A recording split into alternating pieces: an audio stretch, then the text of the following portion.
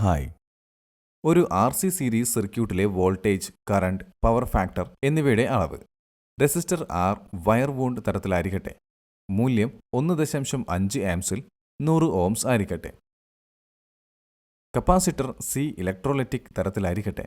8 MFD millifarad 250 volt. Multimeter ഉപയോഗിച്ച് capacitor നല്ല നിലയിൽ ഉണ്ടോ എന്ന് പരിശോധിക്കുക. ഒരു മൾട്ടിമീറ്റർ ഉപയോഗിച്ച് കപ്പാസിറ്റർ പരിശോധിക്കുന്നതിന് 10K 1M ഓംസ് എന്നിവയ്ക്ക് മുകളിൽ എവിടെയെങ്കിലും ഉയർന്ന ഓംസ് ശ്രേണിയിൽ റീഡ് ചെയ്യാൻ മീറ്റർ സജ്ജമാക്കുക. മീറ്ററിൽ സ്പർശിക്കുന്നത് കപ്പാസിറ്ററിലെ അനുബന്ധ ലീഡുകളിലേക്ക് നയിക്കുന്നു. ചുവപ്പ് മുതൽ പോസിറ്റീവ്, കറുപ്പ് മുതൽ നെഗറ്റീവ്. മീറ്റർ 0-ൽ ആരംഭിച്ച് അനന്തതയിലേക്ക് പതുക്കെ നീങ്ങണം.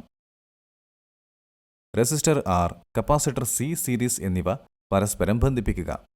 R C circuit. Ammeter, watt meter, power factor meter എന്നിവ സീരീസിൽ ആർ സി സർക്യൂട്ടുമായി ബന്ധിപ്പിക്കുക.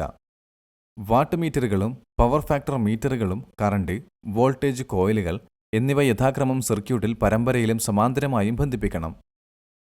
3 വോൾട്ട് മീറ്ററുകൾ വി സർക്യൂട്ടിന് സമാന്തരമായും വി ആർ, വി സി എന്നിവ യഥാക്രമം റെസിസ്റ്റർ ആർ, കപ്പാസിറ്റർ സി എന്നിവയ്ക്ക് സമാന്തരമായി ബന്ധിപ്പിക്കുക. ഒരു MCB അല്ലെങ്കിൽ DPST സ്വിച്ച് വഴി AC വിതരണത്തിലേക്ക് സർക്യൂട്ട് ബന്ധിപ്പിക്കുക. MCB അല്ലെങ്കിൽ DPST സ്വിച്ച് ഓണാക്കി സർക്യൂട്ട് ഊർജ്ജസ്വലമാക്കുക.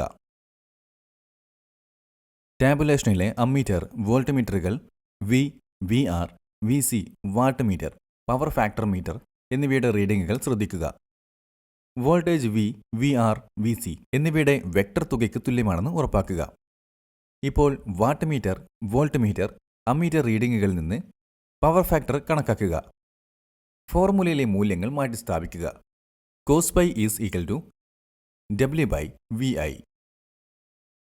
കണക്കാക്കിയ മൂല്യം പവർ ഫാക്ടർ മീറ്റർ റീഡിംഗുമായി താരതമ്യം ചെയ്ത് അവ ഏകദേശം തുല്യമാണെന്നും മൂല്യം മുൻനിര പവർ ഫാക്ടറിലാണെന്നും ഉറപ്പാക്കുക. ഫോർമുല ഉപയോഗിച്ച് സർക്യൂട്ട് ഉപയോഗിക്കുന്ന മൊത്തം പവർ കണക്കാക്കുക. P is equal to VI cos pi. Resistor R, capacitor C എന്നിവ വ്യത്യസ്ത മൂല്യങ്ങളോടെ സജ്ജമാക്കുക. ഇതുവരെയുള്ള അതേ നടപടിക്രമം പിന്തുടരുക.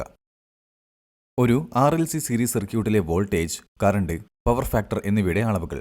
റെസിസ്റ്റർ ആർ 500 ഓംസ് 2.5 ആംസ് മൂല്യമുള്ള ഒരു വയർ മുറിവ് തരമായിരിക്കട്ടെ.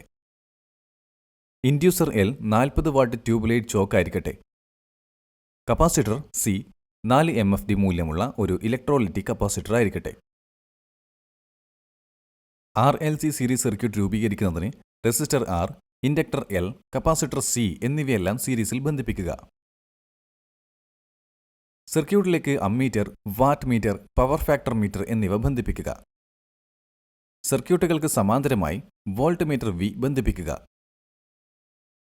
ശേഷിക്കുന്ന 3 വോൾട്ട് മീറ്ററുകൾ VR, VL, VC യഥാക്രമം 0 മുതൽ 300 വോൾട്ട് വരെ.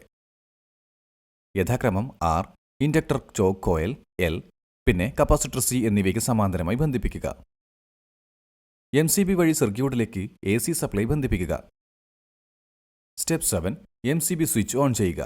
അമ്മീറ്ററുകൾ, വാട്ട് മീറ്ററുകൾ, പവർ ഫാക്ടർ മീറ്ററുകൾ എന്നിവയിൽ നിന്നുള്ള റീഡിംഗുകൾ രേഖപ്പെടുത്തുക. ടാബുലേഷനിലെ എല്ലാ വോൾട്ട് മീറ്റർ റീഡിംഗുകളും.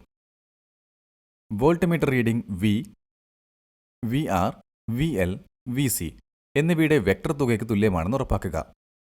ഫോർമുലയിൽ volt meter V, ammeter A, watt meter എന്നിവയുടെ മൂല്യങ്ങൾ മാറ്റി പകരം വൈദ്യുതി ഘടകം കണക്കാക്കുക. Cos phi is equal to W/VI. Power factor meter റീഡിംഗുമായി കണക്കാക്കിയ മൂല്യം താരതമ്യം ചെയ്ത് രണ്ടും ഒന്ന് തന്നെയാണെന്ന് ഉറപ്പാക്കുക. സർക്യൂട്ട് ഉപയോഗിക്കുന്ന പവർ ഫോർമുല ഉപയോഗിച്ച് കണ്ടെത്താനാകും. P is equal to VI cos phi. ഈ വീഡിയോ കണ്ടതിനു ശേഷം നിങ്ങൾക്ക് series, RL, RC, RLC series സർക്യൂട്ടുകളിലെ വോൾട്ടേജ്, കറന്റ്, പവർ ഫാക്ടർ എന്നിവ അളക്കാൻ കഴിയുമെന്ന് ഞാൻ പ്രതീക്ഷിക്കുന്നു. കണ്ടതിന് നന്ദി. നല്ലൊരു ദിവസം ആശംസിക്കുന്നു.